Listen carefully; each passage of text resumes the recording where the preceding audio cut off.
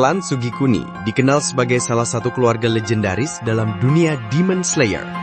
Dua tokoh penting dari klan ini, Yoriichi Tsugikuni dan Michikatsu Tsugikuni, punya kisah yang sangat epik dan mempengaruhi jalan cerita utama sampai sekarang. Namun, di balik ketenaran nama mereka, tersimpan banyak kisah dan detail yang jarang diungkap ke permukaan. Apa saja? Inilah berbagai fakta klan Sugikuni yang jarang diketahui dalam kisah Demon Slayer.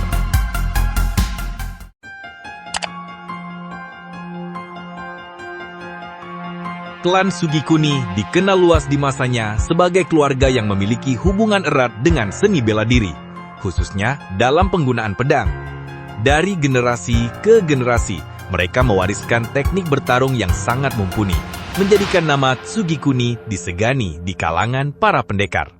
Salah satu tokoh yang lahir dari klan ini bahkan berhasil mencatatkan namanya sebagai pembuat teknik pernafasan yang menjadi dasar bagi semua teknik pernafasan di Demon Slayer. Latar belakang ini membuat posisi mereka begitu penting dalam sejarah perlawanan terhadap iblis. Bakat luar biasa yang dimiliki anggota klan tidak datang instan. Sejak kecil, mereka telah dibesarkan dalam lingkungan yang mengutamakan disiplin, latihan keras, dan pemahaman mendalam tentang strategi bertarung. Setiap anggota diajarkan bukan hanya keterampilan fisik, tetapi juga ketajaman insting dalam membaca gerakan lawan.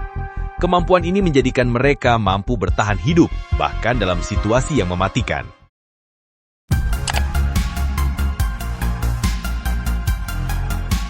Sejak awal, klan Sugikuni sudah terlibat dalam pertempuran melawan iblis. Bukan sekadar menjalankan tugas, tetapi ini merupakan bagian dari identitas mereka sebagai keluarga pendekar. Banyak anggota klan yang menjadi garda terdepan dalam memburu dan menghabisi iblis yang mengancam umat manusia. Hubungan ini tidak lahir dari kebetulan, melainkan dari sejarah panjang yang dipenuhi konflik berdarah. Permusuhan ini berawal dari serangkaian serangan iblis terhadap desa-desa sekitar wilayah mereka. Dalam banyak kejadian, anggota klan turun tangan tanpa menunggu perintah resmi, semata-mata karena rasa tanggung jawab untuk melindungi masyarakat. Semakin sering mereka berhadapan dengan iblis, semakin kuat pula tekad mereka untuk menghentikan ancaman tersebut selamanya. Beberapa catatan kuno menyebutkan bahwa klan Sugikuni memiliki pengetahuan khusus tentang kelemahan iblis. Pengetahuan ini diwariskan dari generasi ke generasi dan menjadi senjata tak ternilai dalam pertempuran. Namun pengetahuan itu juga membuat mereka menjadi target utama para iblis yang berusaha menghapus keberadaan klan ini demi menghilangkan ancaman terhadap mereka. Konflik yang berlangsung selama bertahun-tahun inilah yang pada akhirnya menjadi salah satu faktor penyebab tragedi besar menimpa klan Sugikuni. Pertarungan demi pertarungan, mereka menghadapi lawan yang semakin kuat, hingga akhirnya pertarungan terakhir merenggut banyak nyawa dan meninggalkan luka sejarah yang sulit dilupakan.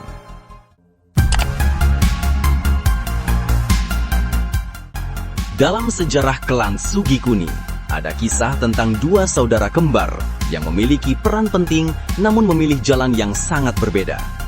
Salah satu dari mereka tumbuh menjadi pemburu iblis terkuat yang pernah ada, sementara saudaranya memilih jalur yang membawanya ke sisi yang berlawanan.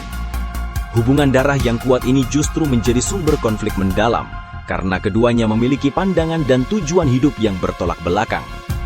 Sejak kecil, kedua saudara ini dibesarkan dalam lingkungan yang sama, menjalani latihan keras dan mempelajari teknik pernafasan yang menjadi ciri khas keluarga mereka. Meski demikian, perbedaan karakter mulai terlihat ketika mereka beranjak dewasa. Yang satu memiliki tekad kuat untuk melindungi manusia dari ancaman iblis, sedangkan yang lain perlahan menjauh dari prinsip yang dipegang teguh oleh keluarganya. Pertemuan mereka di medan perang menjadi momen bersejarah yang syarat ketegangan, bukan hanya karena perbedaan tujuan, tetapi juga karena ikatan emosional sebagai saudara yang pernah berbagi masa kecil. Bentrokan tersebut tidak hanya menguji kemampuan bertarung mereka, tetapi juga memunculkan pertanyaan tentang arti kesetiaan dan pengkhianatan di tengah ikatan keluarga. Kisah dua saudara ini menjadi salah satu bagian paling tragis dari sejarah klan Sugikuni. Perbedaan jalan hidup mereka mempercepat runtuhnya kejayaan keluarga, sekaligus meninggalkan warisan konflik yang membekas dalam catatan sejarah dunia Demon Slayer.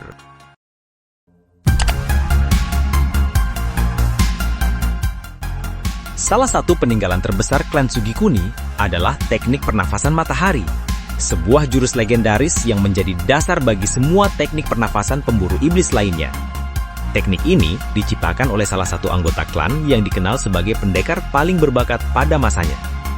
Keistimewaan teknik ini terletak pada kekuatannya yang luar biasa, mampu melukai bahkan iblis terkuat sekalipun. Penguasaan teknik pernafasan matahari membutuhkan fisik yang prima, disiplin tinggi, serta pemahaman mendalam tentang ritme pernafasan. Tidak semua orang mampu mempelajarinya, bahkan di kalangan pemburu iblis sekalipun. Karena itulah, teknik ini menjadi sangat langka dan dianggap sebagai pusaka yang hanya dimiliki oleh segelintir orang terpilih. Setelah tragedi yang menimpa klan Sugikuni, pengetahuan tentang teknik ini hampir hilang sepenuhnya. Hanya sedikit orang yang mengetahui bentuk aslinya, sementara sebagian besar teknik yang ada saat ini merupakan turunan atau modifikasi dari pernafasan matahari. Keberadaan teknik ini menjadi incaran banyak pihak, baik pemburu iblis maupun musuh mereka. Warisan ini membuktikan bahwa meski klan Sugikuni telah runtuh, pengaruh mereka terhadap dunia Demon Slayer tetap terasa. Teknik pernafasan matahari menjadi simbol kejayaan yang pernah mereka capai, sekaligus pengingat akan pengorbanan yang mereka lakukan.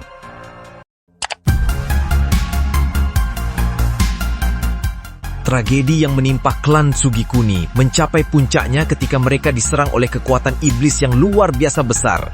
Serangan ini tidak datang secara tiba-tiba, melainkan hasil dari serangkaian upaya balas dendam yang telah direncanakan dengan matang oleh pihak musuh. Klan Sugikuni menjadi target utama karena keberhasilan mereka membunuh banyak iblis kuat di masa lalu. Pada malam penyerangan, desa tempat mereka tinggal diselimuti kegelapan yang pekat.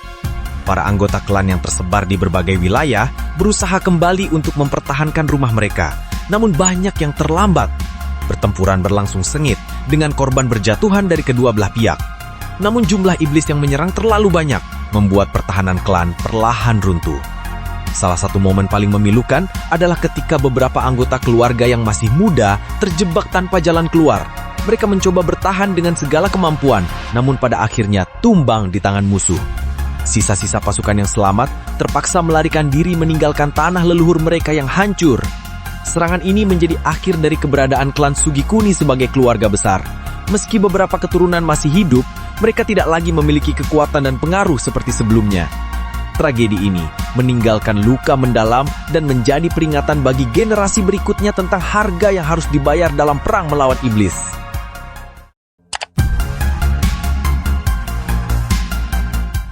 Hubungan antara klan Sugikuni dan Tanjiro Kamado bukan berasal dari garis keturunan langsung, melainkan dari ikatan persahabatan dan rasa saling menghargai.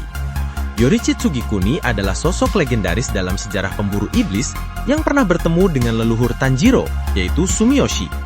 Pertemuan tersebut meninggalkan jejak penting yang bertahan hingga beberapa generasi kemudian, termasuk pada Tanjiro. Dalam pertemuan itu, Yorichi menyerahkan sepasang anting khas yang menjadi ciri dirinya kepada Sumiyoshi. Anting tersebut kelak diwariskan dari generasi ke generasi di keluarga Kamado, hingga akhirnya menjadi salah satu ciri khas Tanjiro. Selain anting, Sumiyoshi juga mewarisi pengetahuan mengenai teknik pernapasan matahari, teknik langka yang menjadi salah satu sumber kekuatan besar Tanjiro di masa depan.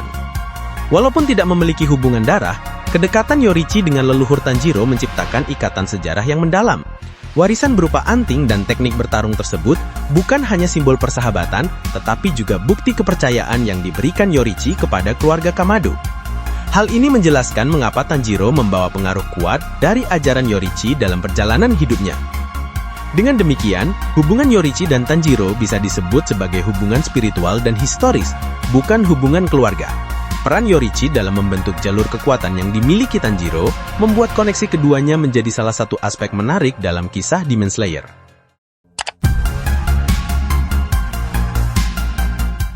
Jika berbicara mengenai hubungan keluarga langsung dengan klan Sugikuni, nama yang paling tepat bukanlah Tanjiro Kamado, melainkan Muichiro Tokito.